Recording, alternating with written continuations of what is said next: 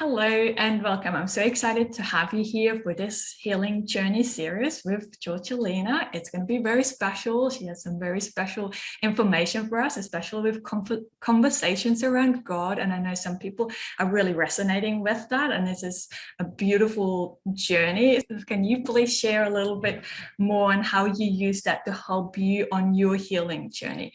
Like maybe a little bit of where you were at and how and where you're at now. There on your journey. Thank you. Thank you, Tanja, for having me here tonight. Again, so my name is Jorgelina Zeoli. I am a musician, Tai Chi instructor, inspirational writer. I am an empath, and after many years of healing, I have come now to, I feel capable of offering services integrating body, mind, and spirit, and intuitive messages. I was born in New York. My father was studying at Juilliard, and my parents were from Argentina. So after he finished school, we went back. My life in Argentina was very tragic. There was lots of trauma, losses, broken home, dysfunctional family, mental illness in the family, and a military regime. Mm-hmm. So I had a very heavy load of trauma in my system. My parents were very wounded, but they also had extraordinary creativity. And I worked with both of them. I was immersed in this creativity. And in later years, my own creativity started coming up in different ways. Because you've written a book, haven't you? You're very creative. You're an author. You published a book, and it's very creative. It was a creativity in many directions came up for me. And it was this creativity that transported me to a different world that would pull me out of my pain, because I lived in chronic pain for decades, for a very long time. I don't anymore. I'm done with it. I'm done with it. Well, I'm not done with it, but I don't live in my pain anymore. I live in a space of contentment and fairly peaceful. And then I do my work on the pain, and then I come out and I'm content again. So that's what it is right now. In the beginning, I was agony or depression constantly. Yeah. My mother was a mystic, and she planted seeds in me that later blossomed in very high mysticism for me as well. Yeah. She put me on the spiritual path. Beautiful. And that was like mysticism and creativity is what lifted me up and helped me survive, because I would not have survived without that. Yeah. So in around 2013 or so, I found out that my father was also a mystic. He was a composer, and I found a music tape of a work, one of his productions called The City of Tomorrow, which is the city of light, the city of love. Oh, beautiful. Wow. And it's giving me goosebumps, Tanja. I was just feeling it. Because, I have so much to say, and it's like, it just means a lot that you are listening. I felt that coming through. Connection. So by the time I found his work, I had produced a film called Over the Masquerade, God Among Us, based on my own flashbacks of military violence in Argentina. Yeah. And when I heard my father's music, I felt his music belongs in my film. So this film, the music of this film has his work and my own organ compositions. Wow. And this was the first time ever that my father and I met. because I didn't have a father. He wasn't well. He couldn't be a father. Yeah. But now, after his passing, we met in this video that I don't know how I survived producing it, because it was living again all the horror, the terror. But the music and the mysticism of his work and my own, that was baby mysticism compared to his, we bring down that mysticism down into the horror of the mass grave and the horror of the dictatorship. So that was one. After that, producing that film, I stopped having flashbacks. Wow. No more flashbacks. They were all gone. So you used that to process all these past memories and were able to let that go with that movie. Wow. It was like transformed. Everything, and the fear, the terror, it was all being transformed in something higher. Images of angels coming and taking the souls of the dead. And I was in a different world. Yeah. Going back to my life in Argentina, I started a career as concert organist. Yeah. And in 1979, I came here to study organ at the New England Conservatory of Music. I came alone, not knowing the language. I had a massive depression.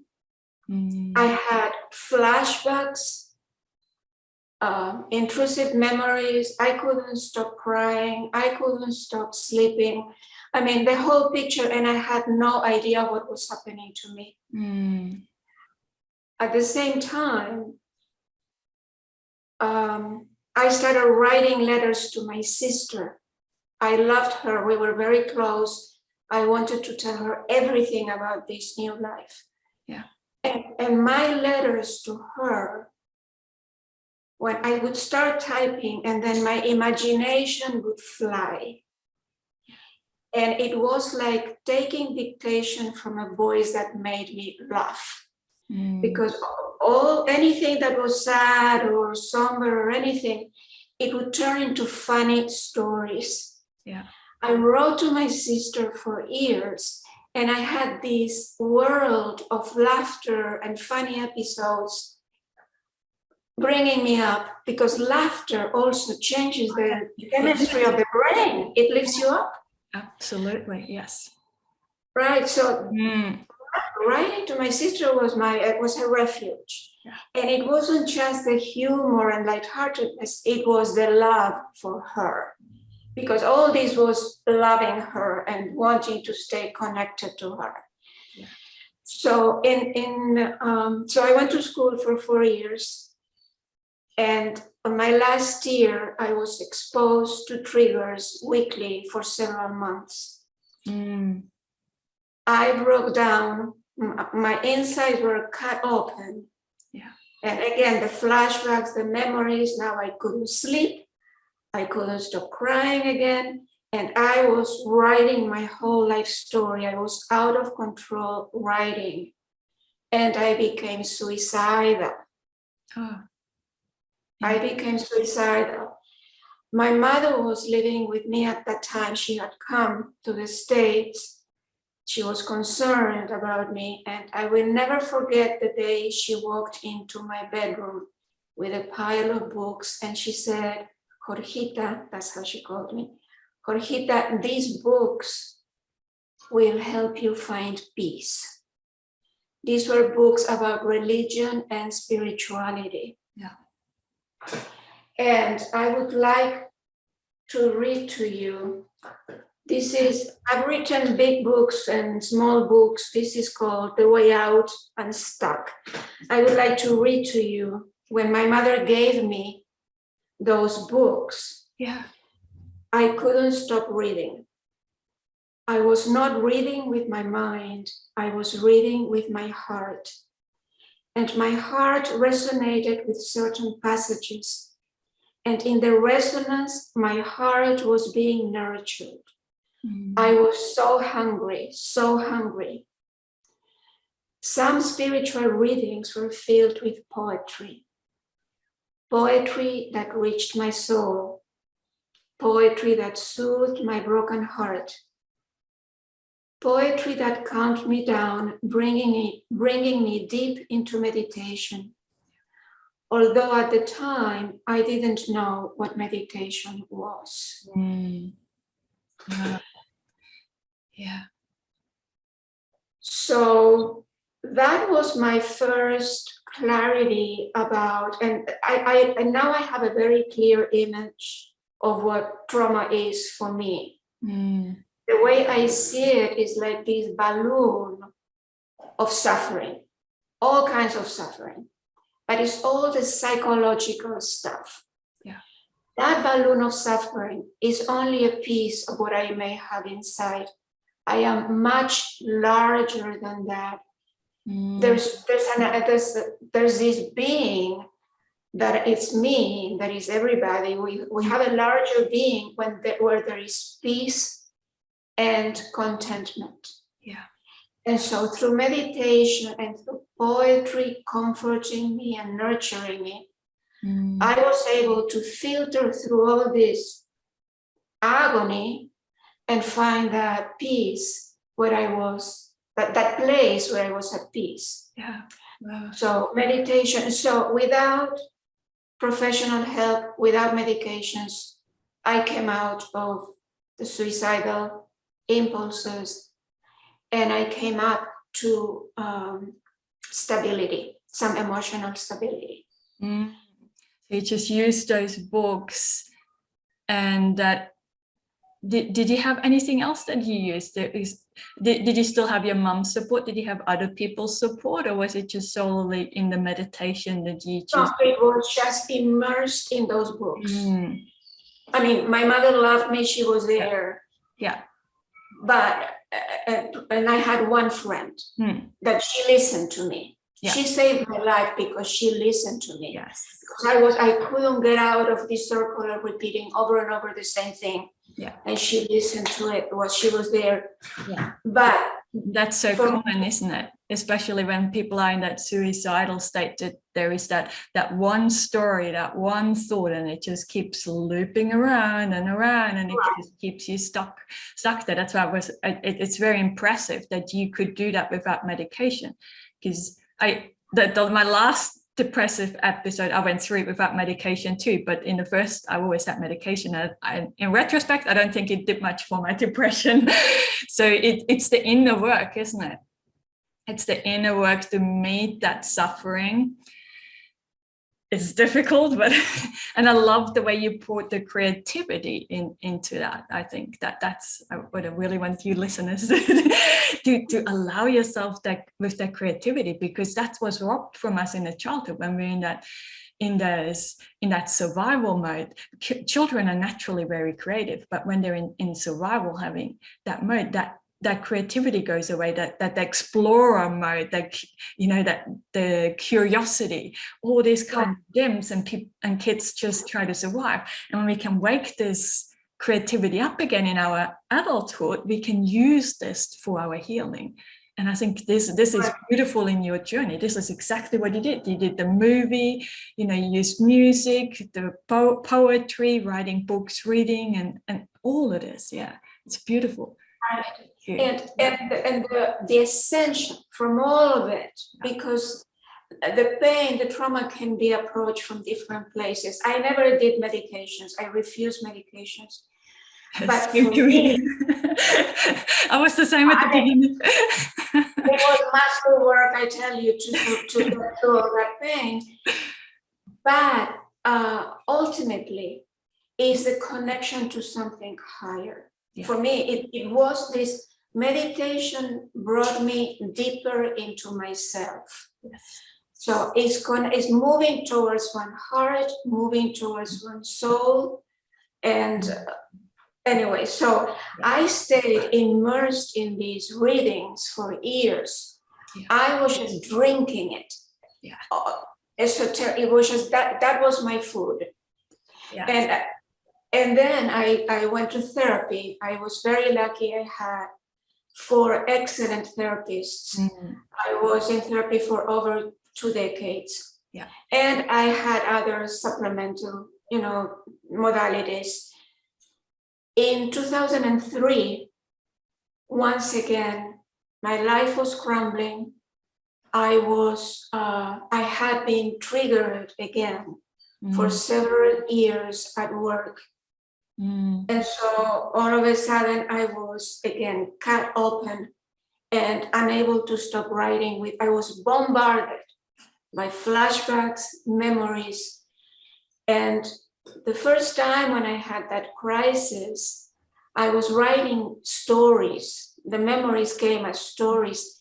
This second time, they were just little pieces because there were so many memories that I would grab like little pieces. I was writing my shattered pieces. And I was suicidal again. I was suicidal again. And then a little voice came into my writing, said something funny, and made me laugh. Again, yeah. Made me laugh, and it pulled me out of that pain for a little bit. That little voice that came through my pen, that it was like, again, taking dictation. This little voice kept coming and making me laugh. When the miracles started happening, because this conversation began through writing. I thought it was creativity because I had written funny stuff in letters to my sister, so this was familiar. So I was writing my material that was making me laugh, but it was a conversation. And this conversation unfolded, and it became more than just lightheartedness. I began to feel a loving presence inside me. Oh, yes. The conversations evolved, and this interaction was loving, was comforting. It was holding my grief because I would go from out of control writing my flashbacks into being pulled out with these conversations into a place where I could rest. And so this interaction through writing became a refuge for me. It was again a magical world where I could rest, and I felt held and understood and safe. And I was going in and out of the trauma. So there was also here, there was a lot of wisdom. Yes. Because of this conversation, this presence inside me was helping me look at what was happening, understand it, and dissolve it. Now, this conversation through writing lasted for years. Now, in the first few months, I felt God was there talking to me through writing because the suicidal impulses disappeared. Yes. Without medications again. Yeah. And I started to feel better. And I want to read to you. Yeah. Again, this is from Unstuck, the Way Out. Shifting back and forth from agonizing writing to my magical world with God. I didn't know it then. I was weaving the wavelength of God into the wavelength of my pain. Talk about fascinating processes. My insights were getting transformed through the love of God, literally. Now,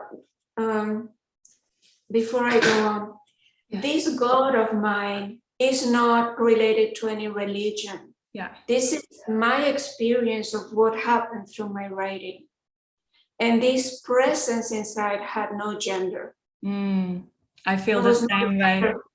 I'm so glad you say that, because I was brought up Catholic, but when I speak about God or something bigger out there, I don't actually speak about a religion. It's something different. It's a felt sense when you're going through this writing or journaling or meditation. It's different. You feel something in your heart. Right. Yeah. It's tangible. It's tangible. Yeah. Yeah. So talking about God is another whole story that we won't go there right now. But this is what happened. I didn't know what hope felt like. And one day I felt hope. I didn't know what contentment was.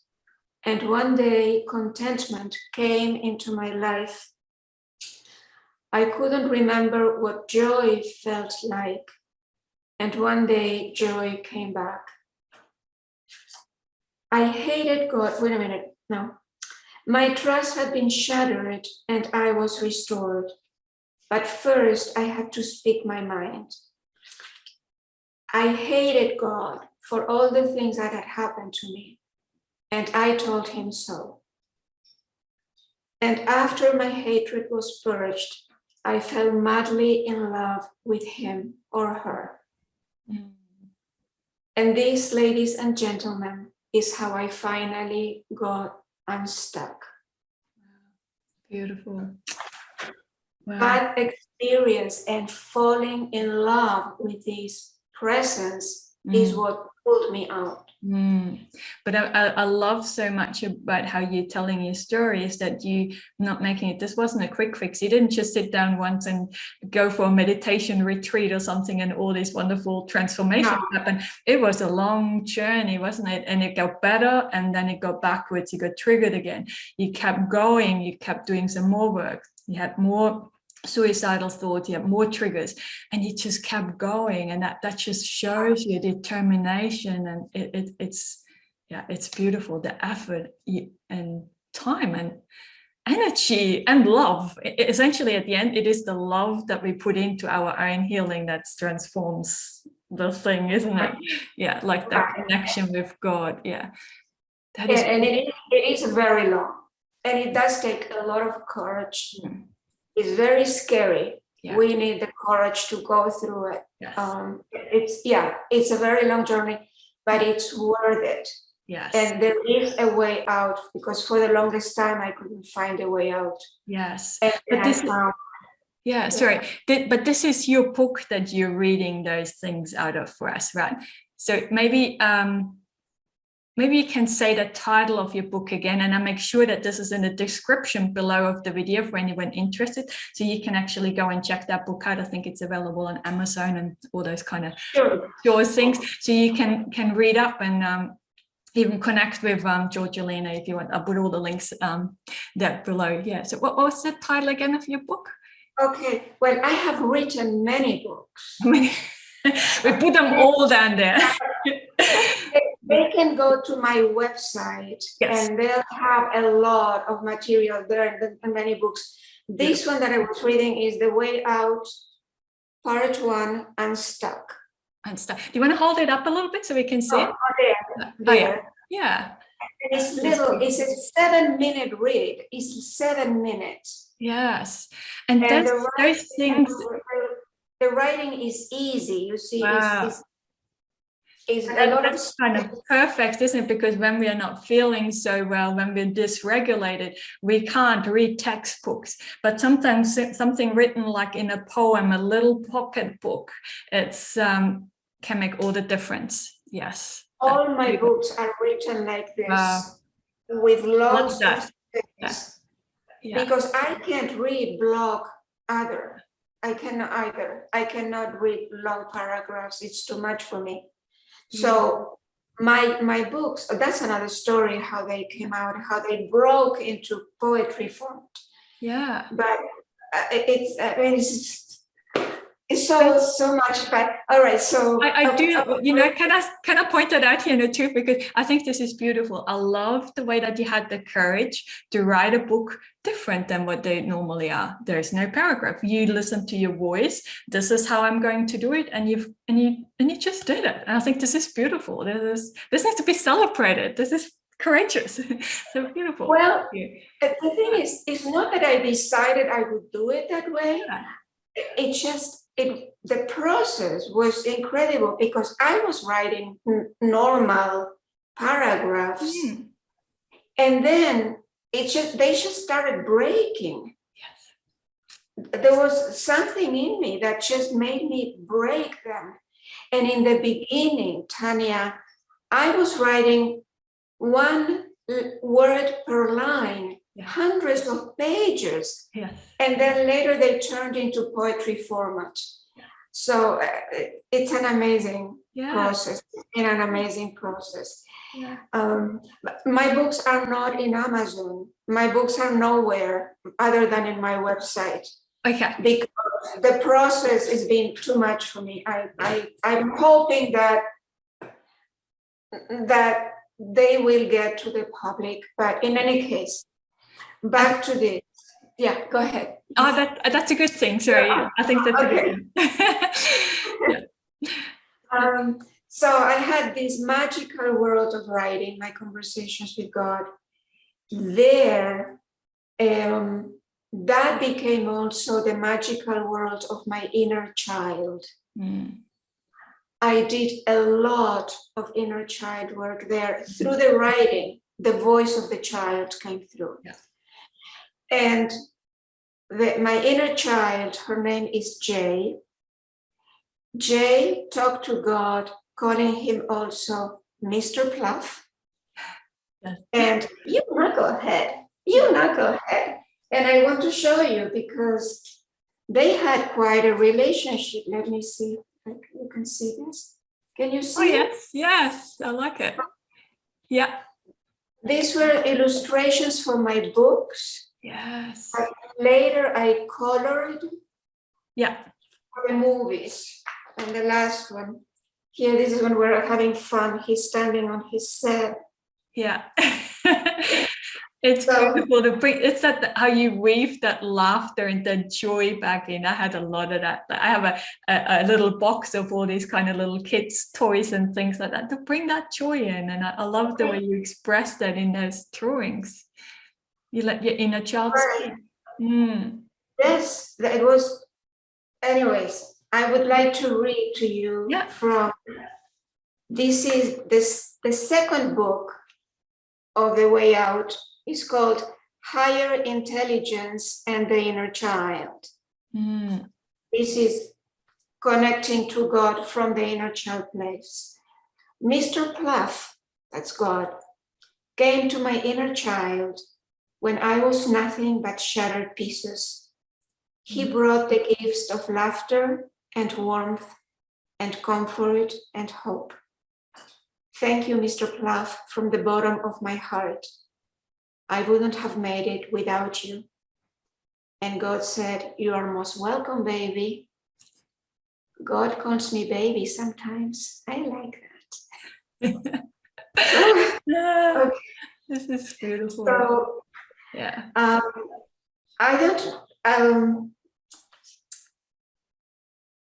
have so much to say. Can we keep going? Or would you like to keep going? Yeah, if you want to share something else. Yeah, I have lots. Okay. All right. This is reading from Trapped. Yes. That's flashback part 4. The story of an indomitable spirit whose mind, shattered by trauma, refuses to give up. And this is one of my conversations with God. God, yes. My head is blank. I know, baby. It's been blank pretty much all day. I used to spend a lot of time with a blank head. It's been blank pretty much all day. I don't like it when my head is blank. God says, just be patient, little one. We'll sit here for a while. Where are we?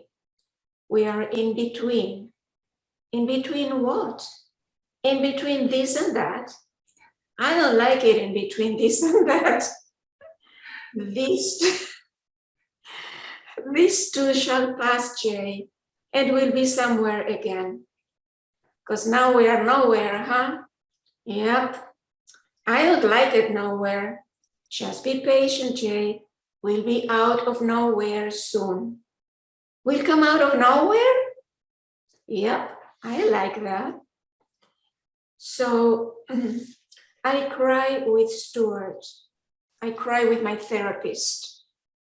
I tell him how scared I am as I see more and more how my head has been affected, how the memories call me, how incapacitated I am to function in the world. The clarity you have, Jay, he says, right? In the world of my stuffed animals, I am a queen, but I have no clue about how to be in the world. And Stuart, my therapist, said, children don't know how to be in the world either. But as they get nurtured, as they grow, they slowly learn, he says. And he gave me hope. Stuart gave me hope. Maybe someday my head will feel better. Maybe someday I won't feel so lost. Maybe someday the sunlight will break through the fog that swallows me. And God said, the fog that protects you. God, is that you? Of course, you silly. Who else? You are the fog speaking. I don't like you. You don't like me. Nope. Okay. All right, let's make up. I never broke up, Jay. You didn't? You broke up with me. I didn't break up with you. Well, that's good to know. That's very good for you to know, he says. Maybe someday I will actually learn to be in the world. Hasn't happened yet, Tanya, but it's okay. I don't care anymore. That speaks to me so deeply. I can so relate to that. For just having a fun touch moment here, because I disconnected with God too. And then on my healing journey, I realized that God never disconnects with us. I disconnected. Like, yeah, I was living in my magical world a lot too at that age. So that's what got me through. That was my safe place, isn't it? And even as an adult in therapy, my safe place was in my dream world. It wasn't really here on this planet with people. It was an imaginary space where I felt safe and where I had conversations similar to yours. But I love the way you were able to actually write them up for us so we can read them. And I believe many people listening to that felt just as touched as me and had very similar experience with that. So that's so powerful. That's so beautiful. Thank you. You're welcome. I think what matters is post-traumatic stress definitely changes us. I don't think that we can ever get to be normal, whatever that is. Yeah. But it doesn't matter. Yeah. For me, it doesn't matter. As long as I find a way out of the pain and I have a life that is meaningful and where I'm at peace, that's all I need. I don't need to be like anyone else. I'm just me. And you're contributing by your work, by you writing those books for other people on the journey. You can spark hope and that, or perhaps even spark their creativity to explore something like this. Might not be making a movie, maybe they're writing a song or something, but to open that possibility up for people. Oh, maybe this is what I need to do to process some of my trauma. Maybe that's their way. What people need to do is to follow what they feel passionate about. Yeah, and trust it, isn't it? Yeah, because often we know, but we don't trust it. It's like intuition comes up if you have that, something's pulling you, something's nudging you. maybe test it out. Maybe that's your inner calling. This isn't there for, I don't think anything in life happens by coincidence. That we two met in this world, you're in a different continent to me. I'm in Australia. I know, it's amazing. And we get to be here together, and this is going to be on YouTube, and people from even different continents are going to be watching this, It's beautiful. Right. And Tanja, I had lots of creativity with music and writing and films and songs, but it doesn't need to be any of it. It could be anything that makes you happy. Yeah. It could be just giving smiles. Giving a smile to someone, you may change that life. Yes. I knew a lady that all she did was, her thing was to write get well cards and little cards of encouragement. It could be taking care of pets. It can be any activity. It needs to be anything that they love. Now in my books, that opens up. Bottom line, what is it? Follow your insight. Well, I can't talk about that right now. Yeah. But my books help connecting to that. That's beautiful, beautiful. So I really highly encourage everyone to jump on over on Georgialina's website and check out those books, or connect with Georgialina. Send her a message. Yeah. My email is there. Yeah. And right now, I only have a few hard copies for sale, but I'm making them available as PDFs. Yeah. I hope someday I'll get a publisher, but for now, I want to make them available at least with PDF that they can download. Yeah. I want to,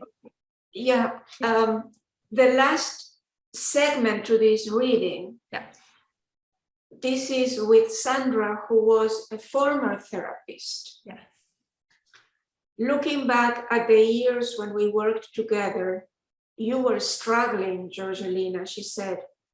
You couldn't think, you couldn't function. You would stumble in, staggering.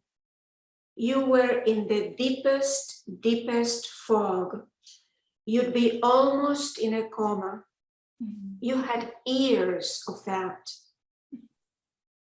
I lived years of my life almost in a coma. And she said, the importance of the fog, it protected you from the truth, from the rage until you were ready. It had mostly to do with your mother. You needed to be ready to face the reality of your mother's illness. She was mentally ill. That terror was so big. I was terrified of my mother. And she was the only one I connected with. So, again, I wrote many books. Yeah. And one of them, so this process began and it continued of writing with God. And this magical world sustained me through the worst years of my life. My mother had Alzheimer's and I took care of her. I was the only caregiver. Yeah. I took care of her at home and 7 years advocating for her at a nursing home. I wrote a memoir about that. And I would like to let caregivers know, this is a message for caregivers. Yeah. That memoir about journey through Alzheimer's, journey of a caregiver, is available for free in my website. It was written not just for me, but to support caregivers. It gives practical, psychological, and spiritual insights. It's actually a collection of, I'm sorry, I keep interrupting you. It's a collection of booklets, actually, all in one book. The last segment is Guilt of the Caregiver.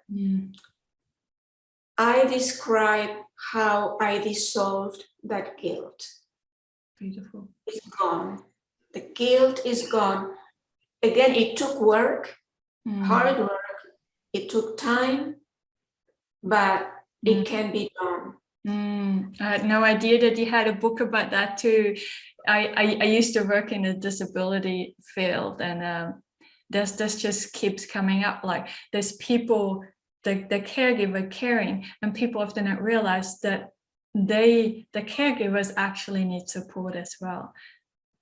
People often don't realize how heavy that load can be, especially if you're looking after someone who has Alzheimer's, which often completely changes their personality and their capacity and stuff. It's huge for people, you know, even if it's not you being the caregiver, if you know someone who's a caregiver of someone else, to check in with that person every now and then if they need support. And so this is beautiful. I'm going to make sure that this has a separate link down below in this description, because yeah, and to ensure that we share that in the Facebook groups as well. Because I think so many of us trauma survivors slide into those caregiving roles because we have that tendency of overgiving to other people, or it's easier to be kind and caring and supportive to other people compared not really give that to ourselves so much. Right. It is much easier to take care of others than to learn to love oneself. That is one of the hardest things for me.